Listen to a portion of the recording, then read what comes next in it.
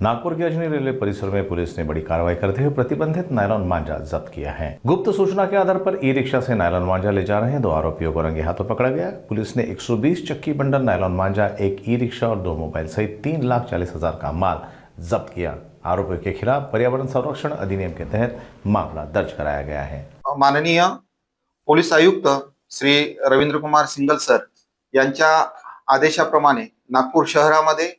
मोठ्या प्रमाणामध्ये अवैध मांजा विक्री यावर कारवाई करण्याचा सुरू आहे। तरी दिनांक 21/12/2025 रोजी पोलीस स्टेशन अजनी येथील तपास पथकातील पोलीस अंमलदार नरेश रावण व पोलीस अंमलदार 14-173 यांना गुप्त बातमीदारामार्फत माहिती मिळाली की 2 इसम हे ई रिक्षा क्रमांक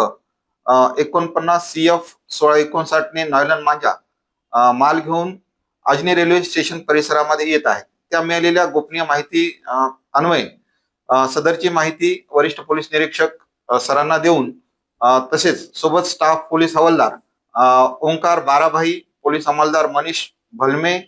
पोलीस अंमलदार दादाजी माडेमवार यांचेसह सर्व स्टाफने शासकीय वाहनाने रवाना होऊन मिळालेल्या माहितीप्रमाणे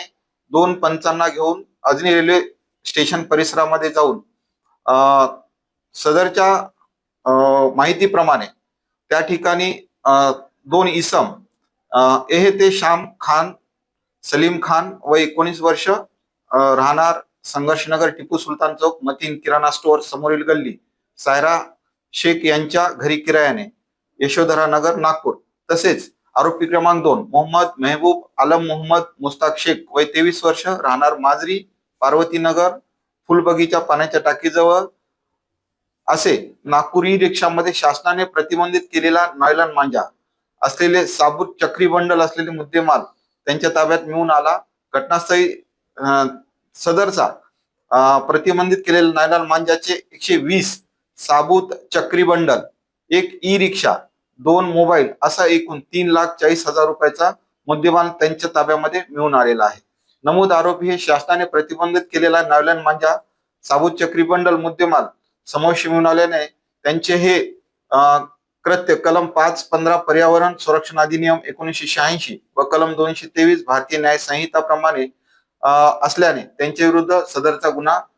अजनी पोलीस स्टेशन येथे दाखल करण्यात आलेला आहे। सदरच्या आरोपी यांच्याकडे सदरच्या बाबत माहिती घेऊन पुढील योग्य ते आम्ही तपासामध्ये निष्पन्न करून पुढची आम्ही कारवाई सदर अनुषंगाने अद्याप पावेतो। सदर बाबतची त्यांच्याकडे त्यांचे पूर्व पार्श्वभूमी जे गुन्हेगारीची आहे किंवा अशी विक्री करण्याबाबतची अद्याप प्राप्त झालेली नाही, तरी तपासामध्ये निष्पन्न होतात त्यांच्या विरोधात आम्ही योग्य ती कारवाई करत आहोत। तरी सदरची ही कारवाई माननीय पोलीस आयुक्त श्री रवींद्र कुमार सिंगल सर, त्याचबरोबर माननीय सहाय्यक पोलीस आयुक्त नवीन चंद्र रेड्डी सर, माननीय